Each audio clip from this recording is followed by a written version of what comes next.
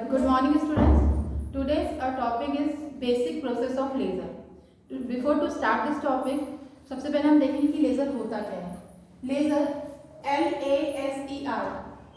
Laser L stands for light, A for amplification, S for stimulated, E for emission and R for radiation. इससे मिलके बना है LASER, that means laser.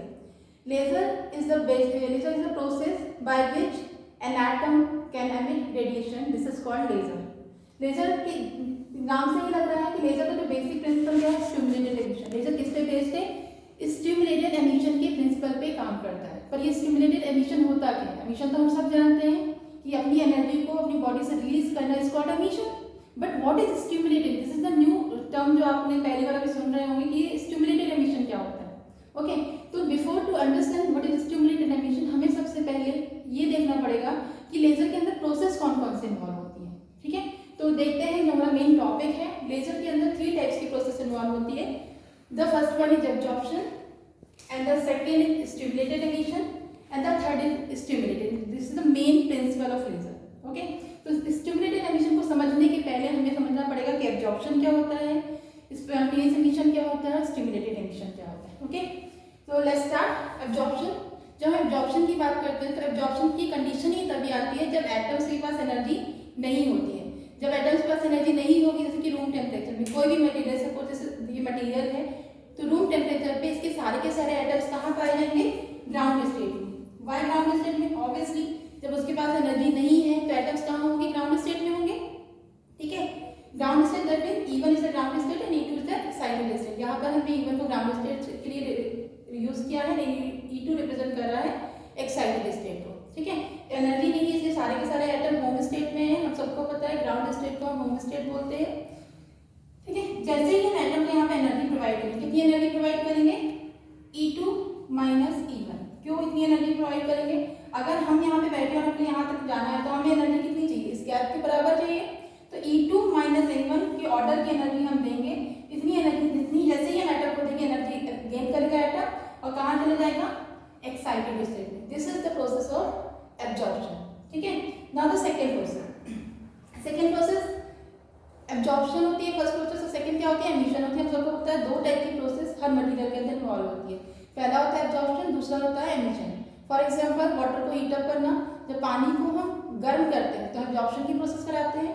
पानी को जब हम छोड़ देते हैं वैसे ही एटमॉस्फेयर में तो धीरे धीरे वो अपनी एनर्जी को रिलीज करता है. This is called emission. पर आइंस्टाइन ने हमको एक नई टर्म दी. उसने क्या कहा? एमिशन तो होता है पर यहाँ पर भी एमिशन 2 टाइप के होते हैं. एक होता है स्पॉन्टेनियस एमिशन, एक होता है स्टिमुलेटेड एमिशन. ये नया जो कॉन्सेप्ट था किसने दिया था? आइंस्टाइन ने दिया था. अब बताइए स्पॉन्टेनियस एमिशन होता क्या है? स्पॉन्टेनियस मतलब जो चीज अपने आप होगी, स्पॉन्टेनियसली होगी, सेल्फ एमिशन जिसे हम बोलते हैं. स्पॉन्टेनियसली कैसे होगी? पानी को आप गर्म करके रख दीजिए, ऑटोमेटिकली वो अपनी एनर्जी को थोड़ी देर बाद लूज कर देगा और अपने नॉर्मल रूम टेम्परेचर पे आ जाएगा. किसी मेटल को आप गर्म करके छोड़ दीजिए तो ये जो एमिशन है मेटल का, किसी मटेरियल का, अपनी बॉडी से एनर्जी को ऑटोमेटिकली धीरे धीरे टाइम के अकॉर्डिंग रिलीज करना इज कॉल्ड सेल्फ एमिशन और स्पॉन्टेनियस एमिशन. पर वो एनर्जी रिलीज कब करेगा? हर एक एटम की अपनी एक लाइफ टाइम होती है. जैसे ही उसकी लाइफ टाइम खत्म होती है वो अपनी एनर्जी को रिलीज कर देता है. ओके, तो देखते हैं spontaneous emission. In case of emission, चाहे वो स्पॉन्टेनियस एमिशन हो चाहे वो स्टिमुलेटेड एमिशन हो, एटम्स कहाँ डिसाइड करेंगे? ऑब्वियसली एक्साइटेड स्टेट में. क्योंकि एटम के पास जब एनर्जी होगी तभी तो एमिशन करेंगे और एटम्स के पास अगर एनर्जी है तो ऑब्वियसली कहाँ पाए जाएंगे? एक्साइटेड स्टेट में. यहाँ पर ये कब तक रहेंगे? 10⁻⁻8 सेकेंड के ऑर्डर के. हमेशा 10⁻⁻8 सेकेंड नहीं होता. इस ऑर्डर की एटम्स की लाइफ टाइम होती है, वो मटेरियल टू मटेरियल वेरी करती है. जैसे इसकी लाइफ टाइम खत्म होगी वो क्या करेगा? अपनी एनर्जी को, जैसे पानी जैसे ही उसका टाइम ओवर होगा वो अपनी एनर्जी को क्या करेगा? एटमॉस्फेयर में रिलीज कर देगा और जैसे ही एनर्जी इसकी खत्म होगी come back to the ground state. This is the spontaneous emission. क्योंकि इसके लिए हम कोई काम नहीं कर रहे हैं. अपना लाइफ टाइम ओवर होने के बाद एटम खुद अपनी एनर्जी को रिलीज करके ग्राउंड स्टेट में आ रहे हैं, इसलिए इसको बोलते हैं सेल्फ एमिशन और spontaneous emission. And now the last process जो सबसे इंपॉर्टेंट है, जिसकी वजह से लेजर काम करता है, this is stimulated emission. Stimulated emission में भी अगेन सारे एटम्स कहाँ पाए जाएंगे? एक्साइटेड स्टेट में. यहाँ पर वो कब तक रुकेंगे? जितनी उनकी लाइफ टाइम है. पर अगर हम एटम को उसकी लाइफ टाइम तक रुकने देंगे तो वो थोड़ी देर बाद अपनी एनर्जी को रिलीज करके ग्राउंड स्टेट में आ जाएंगे. तो वो हो जाएगा स्पॉन्टेनियस एमिशन. पर हम चाह रहे हैं एटम स्पॉन्टेनियस जब हम एटम को उसकी लाइफ टाइम के पहले फोर्स करके स्टिमुलेट करके उसकी एनर्जी को रिलीज कराते हैं, उसे ग्राउंड स्टेट में वापस भेजते हैं, this is called stimulated emission. कैसे? इस लाइफ टाइम के पहले, क्योंकि इस लाइफ टाइम तक अगर वेट किया तो एटम स्पॉन्टेनियस एमिशन करेगा। इस लाइफ टाइम के पहले अगर हम एटम को फोर्स करते हैं, फोर्स कैसे करेंगे? ऑब्वियसली एनर्जी देंगे। जब उसको एक्स्ट्रा अमाउंट ऑफ एनर्जी देंगे तो उसके पास ऑलरेडी एक एनर्जी थी जिसको लेकर नीचे से वो ऊपर आया था।